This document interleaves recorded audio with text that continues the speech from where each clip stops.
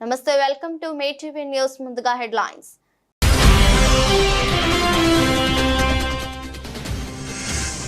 ఉగ్రవాదులకు సాయం చేసే పోలీసుల నుంచి తప్పించుకునేందుకు నదిలో దూకే వ్యక్తి మృతి.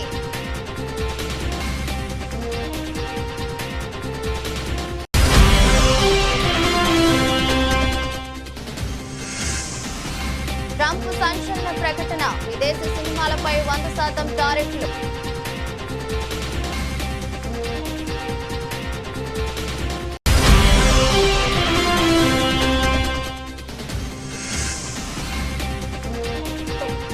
లంచం తీసుకుంటూ ఏసీబీకి చిక్కిన ఎమ్మెల్యే.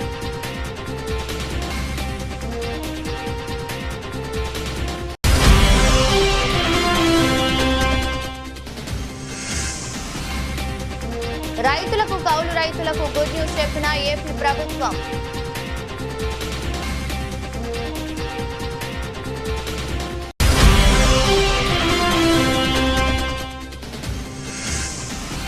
ఇంగ్లాండ్ టూర్లో వైఎస్ కెప్టెన్సీ నుంచి బుమ్రా అవుట్. ఆటగాడిగా దక్కే ఛాన్స్. ఉగ్రవాదులకు సాయం చేసే పోలీసుల నుంచి తప్పించుకునేందుకు నదిలో దూకే వ్యక్తి మృతి. జమ్మూ కాశ్మీర్లో ఉగ్రవాదులకు సాయం చేస్తున్న వ్యక్తి పోలీసుల నుంచి తప్పించుకునే క్రమంలో ప్రాణాలు కోల్పోయాడు. ఈ ఘటన కుల్గాం జిల్లాలో చోటు చేసుకుంది. సదరు వ్యక్తి నదిలో దూకి ప్రాణాలు కోల్పోయాడు. తాజాగా అతడి మృతదేహాన్ని అధికారులు స్వాధీనం చేసుకున్నారు. కుల్గాం జిల్లాలో ఉగ్రవాదులకు 23 ఏళ్ల ఇంతియాజ్ అహ్మద్ సహకరించినట్లు పోలీసులు గుర్తించారు. దీంతో అతన్ని అదుపులోకి తీసుకుని విచారించగా నేరం అంగీకరించాడు. కుల్గాంలోని టాంగ్ మార్గ్లో ఉన్న అడవిలో నక్కిన టెర్రరిస్టులకు తాను ఆహారం, ఆశ్రయంతో పాటు ఇతర సహాయం చేసినట్లు అంగీకరించాడు. అంతేకాదు ఉగ్రవాదులు ఉన్న ప్రాంతాన్ని చూపిస్తానంటూ పోలీసులను నమ్మించాడు. దీంతో పోలీసులు, ఆర్మీ బలగాలు ఆదివారం ఉదయం ఇంతియాజ్ ను తీసుకుని అటవీ ప్రాంతం వైపు వెళ్లారు. ఈ క్రమంలో మార్గం మధ్యలో ఇంతియాజ్ పోలీసుల నుంచి తప్పించుకునేందుకు వేషా నదిలోకి దూకేశాడు. ఈ క్రమంలో నీటి ప్రవాహానికి కొట్టుకుపోయి ప్రాణాలు కోల్పోయాడు. కాన్పూర్ లో భారీ అగ్ని ప్రమాదం. ఒకే కుటుంబానికి చెందిన 5గురు సజీవ దహనం. ఉత్తరప్రదేశ్ లోని కాన్పూర్ లో భారీ అగ్ని ప్రమాదం జరిగింది. ఆదివారం రాత్రి కాన్పూర్ లోని చమన్గంజ్ ప్రాంతంలో ఉన్న ఓ 4 అంతస్తుల భవనంలో మంటలు చెలరేగాయి. దీంతో ఒకే కుటుంబానికి చెందిన 5గురు సజీవ దహనం అయ్యారు. బిల్డింగ్ లోని మొదటి అంతస్తులో ఫుట్వేర్ మ్యానుఫ్యాక్చరింగ్ యూనిట్ ఉన్నది. మిగిలిన 2 అంతస్తుల్లో కుటుంబం నివసిస్తుంది. ఆదివారం రాత్రి ప్రమాదవశాత్తు మంటలు చెలరేగాయి. సమాచారం అందుకున్న పోలీసులు, అగ్నిమాపక సిబ్బంది ఘటనా స్థలానికి చేరుకున్నారు. 12 ఫైర్ ఇంజిన్లతో తీవ్రంగా శ్రమించి మంటలను అదుపు చేశారు. 3 అంతస్తుతో 2 మృతదేహాలు లభ్యమయ్యాయని ఏసీపీ తేజ్ బహదూర్ సింగ్ చెప్పారు. పిల్లల బెడ్రూమ్లు 4 అంతస్తులు ఉన్నాయని, సోమవారం తెల్లవారుజామున 3 గంటలకు ఏడీఆర్ఎఫ్ సిబ్బంది వారిని రక్షించారని తెలిపారు. తీవ్రంగా గాయపడిన వారిని చికిత్స కోసం దవాఖానకు తరలించామని చెప్పారు. అయితే పూర్తిగా కాలిపోవడంతో వారు కూడా మరణించారని చెప్పారు. మృతులను దానిష్, అతని భార్య నజ్మీ సాబాగా గుర్తించామన్నారు. అతని 3 పిల్లలు కూడా మరణించారని వెల్లడించారు. మంటలు పూర్తిగా అదుపులోకి వచ్చాయని, ఘటనపై కేసు నమోదు చేసి దర్యాప్తు చేస్తున్నామన్నారు.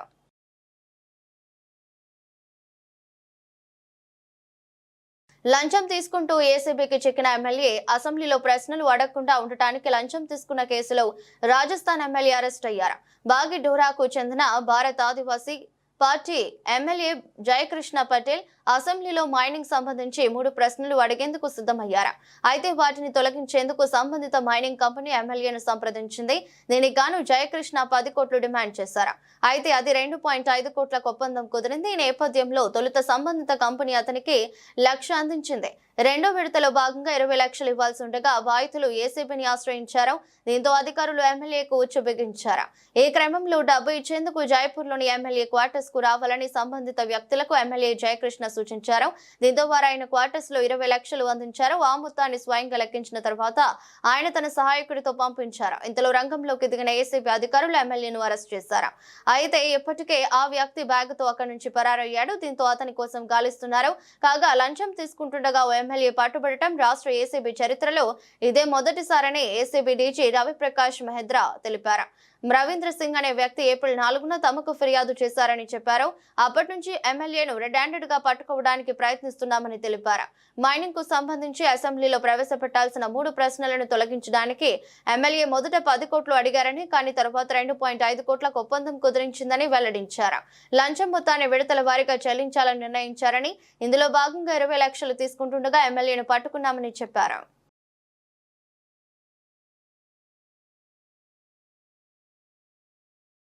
ట్రంప్ సంచలన ప్రకటన. విదేశీ సినిమాలపై 100% టారిఫ్లు. అమెరికా అధ్యక్షుడు డొనాల్డ్ ట్రంప్ తన పాలనలో దూకుడు కొనసాగిస్తున్నారు.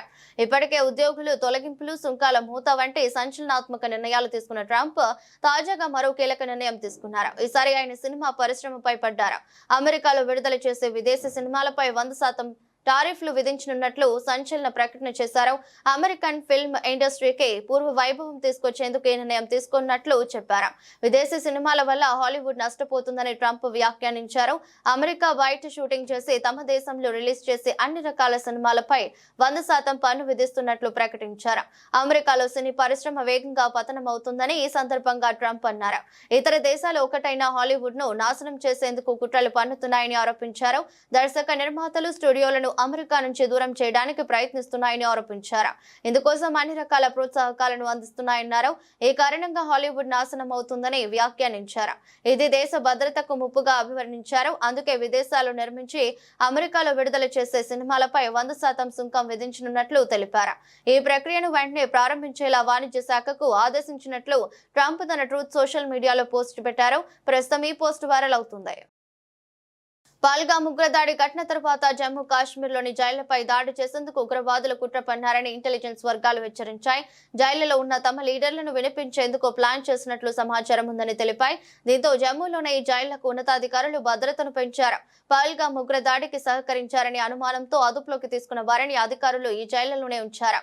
ఆర్మీ వెహికల్ పై దాడి చేసి కేసు నిందితులు నిసార్ ముష్తాక్ సహచరులు కూడా ఇదే జైళ్లలో ఉన్నారు. ఈ క్రమంలోనే జైళ్లపై ఉగ్రవాదులు దాడి చేసే అవకాశం ఉందని నిఘా వర్గాలు తెలిపాయి. ఈ నేపథ్యంలో జమ్మూ కాశ్మీర్ జైళ్ల భద్రతను పర్యవేక్షిస్తున్న సెంట్రల్ ఇండస్ట్రియల్ సెక్యూరిటీ ఫోర్స్ అప్రమత్తమైంది. జైళ్ల భద్రతపై సిఐఎస్ఎఫ్ డీజీ ఇటీవల శ్రీనగర్ లో ఉన్నత స్థాయి సమావేశం నిర్వహించారు. జైళ్ల వద్ద భద్రతను భారీగా పెంచాలని నిర్ణయించి ఆ మేరకు చర్యలు తీసుకున్నారు. హౌతీలకు నేతన్యాహు తీవ్ర హెచ్చరిక. టెల్ అవీవ్ లోని బెన్ గురియన్ విమానాశ్రయంపై క్షిపణి దాడికి పాల్పడిన హౌతీలకు ఇజ్రాయెల్ ప్రధాని బెంజమిన్ నెతన్యాహు తీవ్ర హెచ్చరికలు జారీ చేశారు. ఈ దాడికి ఒక్క బాంబు వేసి సరిపెట్టబోమని, తీవ్ర స్థాయిలో ప్రతీకార దాడులు చేస్తామని ఆయన స్పష్టం చేశారు. హౌతీలను ఉద్దేశిస్తూ మేము వారికి వ్యతిరేకంగా చర్యలు తీసుకుంటున్నాం, గతంలోనూ తీసుకున్నాం, భవిష్యత్తులోనూ తీసుకుంటాం. అమెరికాతో సమన్వయం చేసుకుంటూ మేము దీనిపై పని చేస్తున్నాం.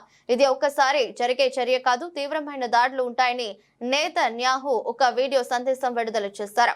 కాగా యోమెన్ నుంచి ప్రారంభించిన క్షిపణిని అడ్డగించేందుకు ప్రయత్నించామని, అయితే దాని శకలాలు బెన్ గురియన్ విమానాశ్రయం ప్రాంతంలో పడ్డాయని ఇజ్రాయెల్ డిఫెన్స్ ఫోర్సెస్ ఒక ప్రకటనలో తెలిపింది. ఈ ఘటనపై దర్యాప్తు చేస్తున్నట్లు వెల్లడించింది. హౌతీల క్షిపణి దాడితో బెన్ గురియన్ విమానాశ్రయంలో తీవ్ర గందరగోళం నెలకొంది. క్షిపణి దాడి జరిగిన ప్రాంతంలో భారీగా పొగలు కమ్ముకున్న దృశ్యాలు కనిపించాయి. రన్వేపై దాదాపు 25 మీటర్ల మేర భారీ గుంత ఏర్పడిందని అధికారులు తెలిపారు. టెర్మినల్ భవనంలోని ప్రయాణికులు భయాందోళనకు గురయ్యారు. అయితే భద్రతా కారణాల దృష్ట్యా air India, delta airlines, Lufthansa సహా పలు విదేశీ విమానయాన సంస్థలు టెల్ అవీవ్ కు తమ సర్వీసులను తాత్కాలికంగా నిలిపివేశాయి. ఆంధ్రప్రదేశ్ లో కురుస్తున్న అకాల వర్షాలకు అన్నదాతలు తీవ్రంగా నష్టపోయారు. 2 రోజులుగా భారీ వర్షాలు కురుస్తుండటంతో చేతికి వచ్చిన పంట నీటి పాలైందని తీవ్ర ఆవేదన చెందుతున్నారు. పండ్ల తోటలకు తీవ్ర నష్టం వాటిల్లింది. దీనిపై మాజీ ముఖ్యమంత్రి వైసీపీ అధినేత వైఎస్ జగన్ స్పందించారు. ప్రభుత్వ నిర్లక్ష్యం వల్లే రైతులు నష్టపోయారని మండిపడ్డారు.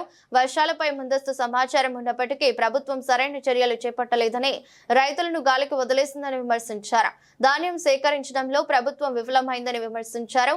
ఖరీఫ్ లో వాతావరణం అనుకూలించక అంతంత మాత్రంగానే దిగుబడి రాక గిట్టుబాటు ధర లభించక రైతులు నష్టపోయారని, ఇప్పుడు చేతికి వచ్చిన పంట నీటి పాలవడంతో నష్టాల్లో కూరుకుపోయారని జగన్ ఆవేదన వ్యక్తం చేశారు.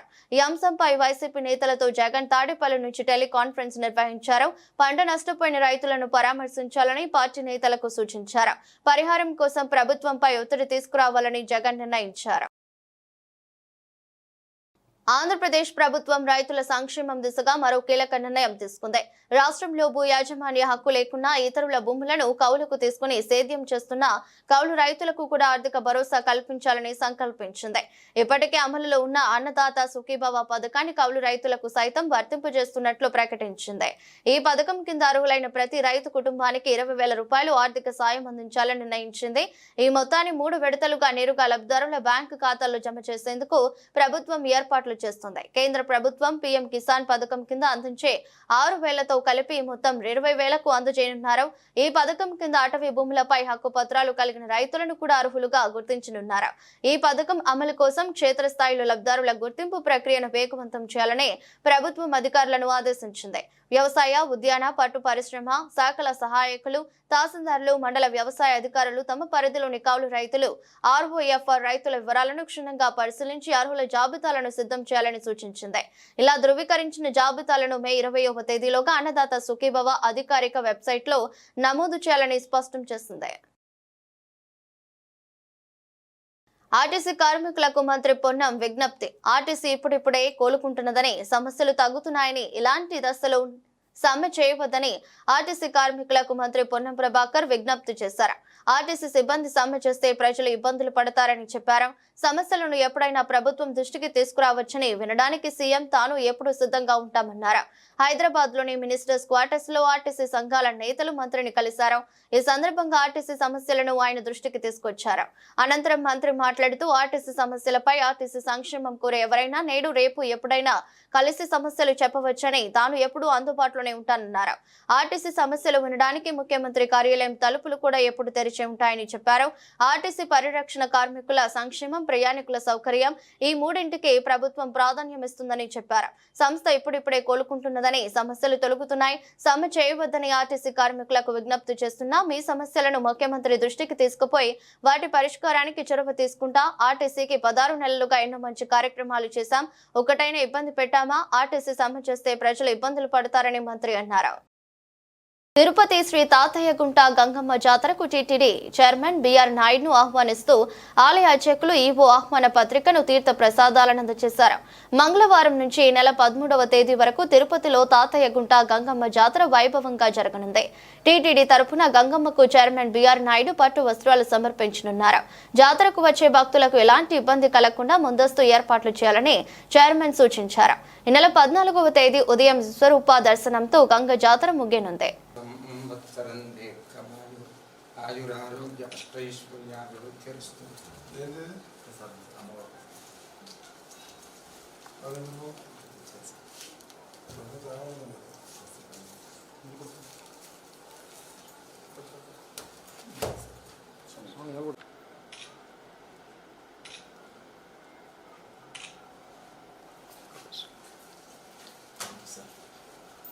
శ్రీకాళహస్తి ఆలయానికి పెద్దాపురం ఎమ్మెల్యే మాజీ మంత్రి చినరాజప్ప విచ్చేశారు. ఆయనకు స్థానిక టీడీపీ నాయకులు ప్రకాష్ నాయుడు, పొన్నారావు తదితరుల ఆధ్వర్యంలో స్వాగతం పలికారు. ఆలయ అధికారులు దర్శనం ఏర్పాట్లు చేశారు. చినరాజప్ప కుటుంబ సభ్యులతో కలిసి వాయులింగేశ్వరుని దర్శించుకుని ప్రత్యేక పూజలు జరుపుకున్నారు. దర్శనానంతరం వేద పండితులు ఆశీర్వదించి తీర్థ ప్రసాదాలు అందజేశారు.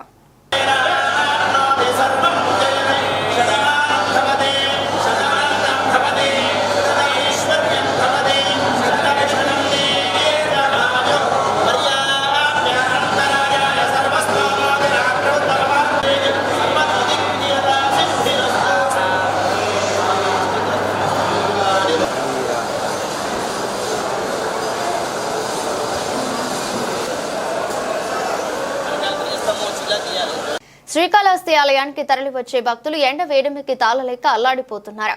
ప్రధానంగా రాహుకేతు పూజలు నిర్వహించుకునే భక్తులు ఉక్కపోతకు గురవుతూ అవస్థలు పడుతున్నారు. ఆలయంలోనే 500 రూపాయల రాహుకేతు పూజా మండపంలో ప్రస్తుతం ఏసీలు సక్రమంగా పనిచేయడం లేదు. ప్రశాంతంగా పూజ చేసుకోవాల్సిన మండపంలో ఎండ వేడిమితో చెమటలు కారుతుంటే భక్తులు అవస్థలు పడుతున్నారు. ఏసీలను మరమ్మతులు చేసినా ఫలితం కనిపించడం లేదు. పాత ఏసీల స్థానంలో కొత్త ఏసీలు ఏర్పాటు చేయాల్సింది. ఆలయానికి నిధులకు కొరత లేకున్నా భక్తులకు సదుపాయాలు కల్పించడంపై తగిన శ్రద్ధ కనపడడం లేదని, మరోవైపు ఆలయ క్యూ లైన్ లో భక్తులు అధిక సమయం వేచి ఉండాల్సి వస్తుంది. పాతాళ వినాయకుడి నుంచి మహాద్వారం వరకు క్యూ లైన్ లో భక్తులు ఎర్రటి ఎండలోనూ నిలబడాల్సి వస్తుంది. భక్తుల అవస్థలు వర్ణాతీతంగా ఉన్నాయి. ప్రధానంగా చిన్నారులు, వృద్ధులు, మహిళల పరిస్థితి మరీ దారుణంగా ఉంది. మాస్టర్ ప్లాన్ అమలు చేసి క్యూ లైన్ లో భక్తులు కనీసం కూర్చునే సౌకర్యం కల్పించలేకపోతే భక్తులకు ఇబ్బందులు తప్పేట్లు లేదు. ఇప్పటికైనా పాలకులు, దేవస్థానం అధికారులు సంయుక్తంగా స్పందించి భక్తుల సదుపాయాలు కల్పనపై దృష్టి సారించాల్సి ఉంది.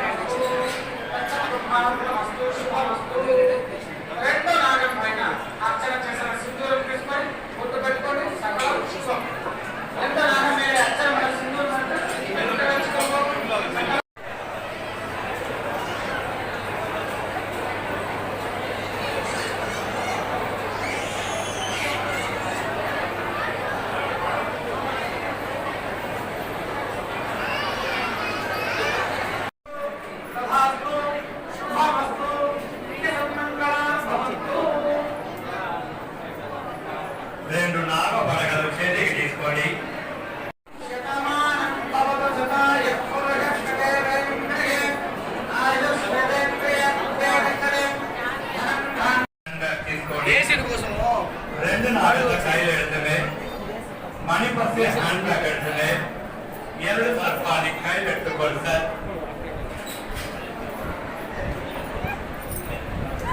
రెండు నాగమరగల చేతికి తీసుకొని మణి పర్సు హ్యాండ్ బ్యాగ్ తీసుకొని అందరూ గేట్ నంబర్ 1 తిరుపతి రూరల్ మండలం గాంధీపురం పంచాయతీలో over head tank pump house పునరుద్ధరణ పనులు పూర్తి కావడంతో సోమవారం చంద్రగిరి ఎమ్మెల్యే పులివర్తి నాని జిల్లా కలెక్టర్ వెంకటేశ్వర్తో కలిసి ప్రారంభించారు.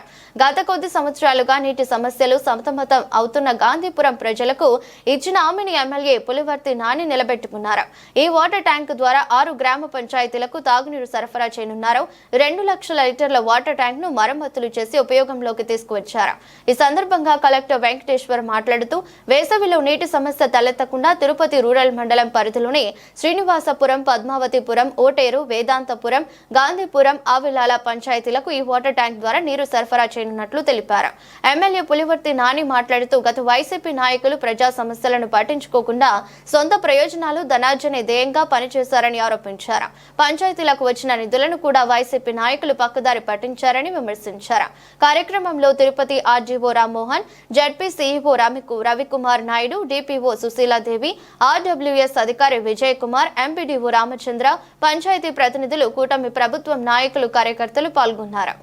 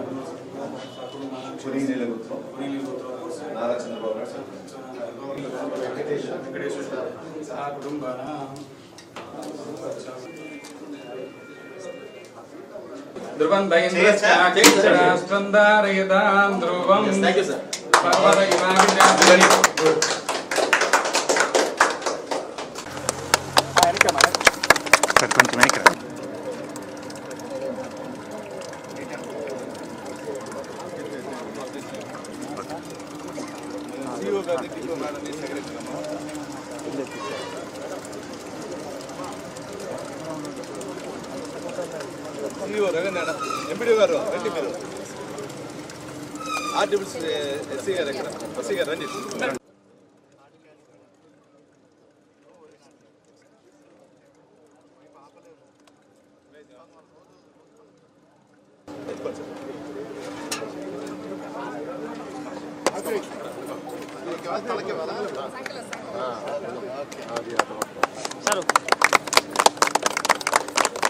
రాష్ట్ర ముఖ్యమంత్రి వర్యులు నారా చంద్రబాబు నాయుడు గారి జన్మదినం సందర్భంగా టీడీపీ నాయకులు దేవరకొండ సీను ఆధ్వర్యంలో ఏప్రిల్ 20వ తేదీ జరిగిన షటిల్ టోర్నమెంట్ విజేతలకు ఆదివారం రాత్రి పట్నంలోని సెల్ఫీ పాయింట్ వద్ద ఏర్పాటు చేసిన షటిల్ టోర్నమెంట్ విజేతలకు గౌరవ కావలి శాసనసభ్యులు కావ్య కృష్ణారెడ్డి చేతుల మీదుగా బహుమతులు ప్రదానం చేశారు. విజేతలుగా నిలిచిన ప్రతి ఒక్కరిని అభినందించి సెల్ఫీ పాయింట్ వద్ద విజేతలతో ఫోటో దిగారు. ఇంత మంచి కార్యక్రమాన్ని చేపట్టిన కమిటీ సభ్యులను ఎమ్మెల్యే అభినందించారు. 3 ప్లేసులు నిర్ణయించబడింది. థర్డ్ ప్లేస్ ఈ క్రీడా పోటీల్లో కుడియడంగా 60 టీములు కావలి నియోజకవర్గ పరిధిలో తలపడ్డారు. వాటిలో విజేతలుగా 3 టీములు. మూడో team third prize Sudeep Naik and Ayodhya.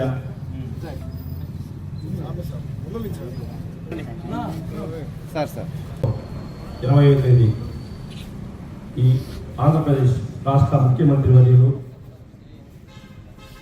Nara Chandrababu Naidu గారి జన్మదిన సందర్భంగా ఈ కావలి నియోజకవర్గ పరిధిలో ఒక షటిల్ టోర్నమెంట్ క్రీడాకారులకు ఒక మంచి రాష్ట్ర అభివృద్ధి ప్రదాత, ఈ రాష్ట్రాన్ని రామరాజ్యంగా నడుస్తున్నటువంటి శ్రీ నారా చంద్రబాబు నాయుడు గారి పుట్టినరోజు సందర్భంగా సోదరుడు దేవరకొండ సీను వారి మిత్రబృందం అంతా కూడా కావలిలో ఒక టోర్నమెంట్ నిర్వహించాలి, చంద్రబాబు నాయుడు గారి పుట్టినరోజున బహుమతి ప్రదానం అందించాలి, అందరిలో కూడా క్రీడా స్ఫూర్తిని పెంచాలి,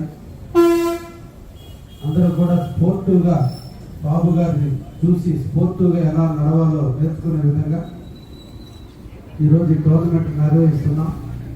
ఈ ప్రధాన బహుమతులన్నింటినీ కూడా అందించాలన్నప్పుడు నాకు మ్యారేజ్ ఉన్న కారణాన్ని అటెండ్ కాలేకపోయాను.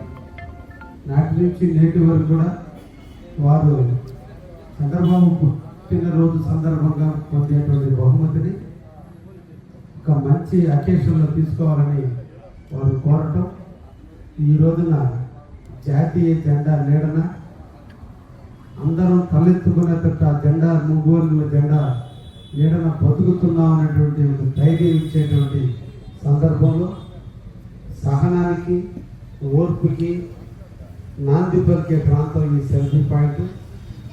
ఇక్కడ ఉన్నటువంటి మూర్తులందరినీ సందర్శించినప్పుడు ఎన్నో భావాలు, ఎన్నో త్యాగాలు, ఎన్నో అనుభూతులు కలగలిపిన ప్రాంతం. ఇక్కడికి వస్తే మనందరికీ ఒక స్ఫూర్తిని ఇస్తుంది. ఎంతోమంది వాళ్ళ ప్రాణ త్యాగాలు చేసిన ఫలితంగా ఈ జాతీయ జెండా మనకు వచ్చింది. ఈ కావలిని అభివృద్ధి చేసినటువంటి ఎమ్మెల్యేలు అందరూ ఇక్కడ ఉన్నారు. ఓవైపు అమెరికా అధ్యక్షుడు డొనాల్డ్ ట్రంప్ ప్రతీకార సుంకాలు, మరోవైపు భారత్ పాకిస్తాన్ మధ్య ఉద్రిక్తతలు మదుపరులను అమ్మకాలు కొనుగోళ్ల విషయంలో ఊగిసలాటకు గురిచేస్తున్నాయి.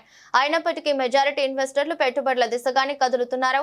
దీంతో అంతకు ముందు వారం ముగింపుతో చూస్తే గత వారం బాంబే స్టాక్ ఎక్స్చేంజ్ ప్రధాన సూచీ సెన్సెక్స్ 1289.46 పాయింట్లు పెరిగి 80,501.99 వద్ద స్థిరపడి నేషనల్ స్టాక్ ఎక్స్చేంజ్ సూచీ నిఫ్టీ 307.35 పాయింట్లు అందిపుచ్చుకుని 24,346.70 దగ్గర ముగిస్తుంది. ఇక ఈ వారం విషయానికి వస్తే భారత్ పాక్ అంశాలు జనవరి మార్చి త్రైమాసికానికి గాను ప్రభుత్వ ప్రైవేట్ రంగ సంస్థలు విడుదల చేసే ఆర్థిక ఫలితాలపై సూచీల కదలికలు అధికంగా ఆధారపడి ఉండనున్నాయి. అలాగే రాబోయే జీడీపీ గణాంకాలు, అమెరికా చైనా మధ్య ట్రేడ్ వార్ పరిణామాలు మార్కెట్ కదలికలకు కీలకమే. కాగా ఎప్పట్లాగే డాలర్తో పోల్చితే రూపాయి మారకం విలువ, గ్లోబల్ స్టాక్ మార్కెట్ల తిరుతెన్నులు, విదేశీ సంస్థాగత మదుపరుల పెట్టుబడులు, ముడి చమురు ధరలు, అంతర్జాతీయ పరిణామాలు దేశీయ మార్కెట్లను ప్రభావితం చేస్తాయి. అమ్మకాల ఒత్తిడి కనిపిస్తే నిఫ్టీకి 23,900 పాయింట్ల స్థాయి కీలకమైనదనుకోవచ్చు. దీనికి దిగువన ముగిస్తే 23,600 పాయింట్ల స్థాయిని మద్దతుగా చెప్పుకోవచ్చని అత్యధిక నిపుణుల మాట. అయితే సూచీలు పరుగందుకుంటే ఈ వారం నిఫ్టీ 24,600, 24,800 స్థాయికి వెళ్లవచ్చని కూడా చెబుతున్నారు. టీమిండియా ప్రధాన pace bowler vice captain Jasprit బుమ్రాకు ఇంగ్లాండ్తో జరగబోయే టెస్ట్ సిరీస్లో నాయకత్వ బాధ్యతలు దక్కే అవకాశాలు కనిపించడం లేదు. పనిభారం నిర్వహణలో భాగంగా అతడు సిరీస్లోని మొత్తం 5 టెస్టుల్లోనూ ఆడే అవకాశం లేకపోవడమే దీనికి ప్రధాన కారణంగా తెలుస్తోంది. ఈ మేరకు బీసీసీఐ వర్గాలు వెల్లడించినట్లు సమాచారం. జూన్ నెలాఖరు నుంచి ప్రారంభం కానున్న 5 టెస్టుల సిరీస్లో అన్ని మ్యాచ్లలోనూ అందుబాటులో ఉండే జట్టును నడిపించగల ఆటగాడికే వైస్ కెప్టెన్సీ ఇవ్వాలని సెలక్షన్ కమిటీ భావిస్తున్నట్లు తెలుస్తోంది. సిరీస్లోని 5 టెస్టుల్లోనూ ఆడగల ఆటగాడికే వైస్ కెప్టెన్సీ ఇవ్వాలనుకుంటున్నాం. బుమ్రా అన్ని మ్యాచ్లు ఆడకపోవచ్చు కాబట్టి ప్రతి మ్యాచ్ కు వేరు వైస్ కెప్టెన్లను నియమించడం సరికాదు. కెప్టెన్ తో పాటు వైస్ కెప్టెన్ కూడా స్థిరంగా ఉండి అన్ని మ్యాచ్లు ఆడటం మంచిదని ఆ వర్గాలు పేర్కొన్నాయి. టాలీవుడ్ స్టార్ హీరోయిన్ సమంత ఇప్పుడు నటిగా, నిర్మాతగా ఇండస్ట్రీలో రాణించే ప్రయత్నం చేస్తుంది. నటిగా మంచి మార్కులు కొట్టేసిన సమంత ఇప్పుడు నిర్మాతగా కూడా అదృష్టం పరీక్షించుకుంటుంది. ఆమె తాజాగా శుభమణి చిత్రంలో అతిథి పాత్ర పోషించి ఈ చిత్రాన్ని నిర్మిస్తుంది. సినిమా బండి ఫేమ్ ప్రవీణ్ కండ్రేగుల సినిమాకి దర్శకత్వం వహించారు. మే 9న ఈ హారర్ కామెడీ చిత్రం ప్రేక్షకుల ముందుకు రాబోతుంది. అయితే తన హోమ్ బ్యానర్ నుంచి రాబోతున్న ఫస్ట్ మూవీ కావడంతో సమంత కూడా చాలా యాక్టివ్ గా ప్రమోషనల్ కార్యక్రమాలలో పాల్గొంటుంది. ఆదివారం సాయంత్రం శుభం సినిమా ప్రీ రిలీజ్ ఈవెంట్ ను వైజాగ్ లో గ్రాండ్ గా నిర్వహించారు. సమంతతో సహా నటీనటులు ఈ కార్యక్రమంలో సందడి చేశారు. ఈ సందర్భంగా శామ్ మాట్లాడుతూ వైజాగ్ లో ఈవెంట్స్ జరుపుకున్న తన సినిమాలన్నీ మంచి విజయం సాధించాయని, ఇది కూడా విజయం సాధిస్తుందని ఆశాభావం వ్యక్తం చేసింది. మూవీ చూశాక అందరూ కూడా చిరునవ్వుతోనే బయటకు వస్తారని పేర్కొంది. ప్రమోషనల్ కంటెంట్ చూసి హారర్ కామెడీ అని అనిపిస్తుంది కానీ ఇది వేరే సినిమా అంటూ పేర్కొంది. నేను నటించిన మజిలీ, ఓ బేబీ, రంగస్థలం సినిమా ఈవెంట్స్ ఇక్కడ జరిగాయి. ఇక్కడికి వస్తే సినిమా బ్లాక్ బస్టర్ అవుతుందని సమంత అన్నారు. వార్తలు ముగించే ముందు మరోసారి హెడ్లైన్స్.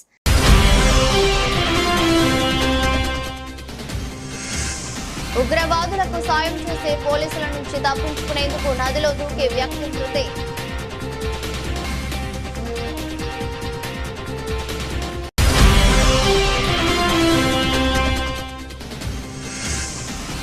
ట్రంప్ సంచలన ప్రకటన, విదేశీ సినిమాలపై 100% టారిఫ్లు.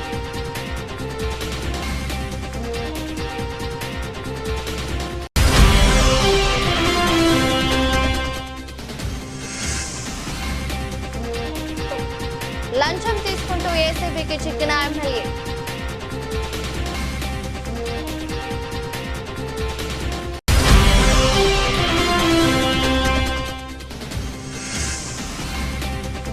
రైతులకు, కౌలు రైతులకు గుడ్ న్యూస్ చెప్పిన ఏపీ ప్రభుత్వం.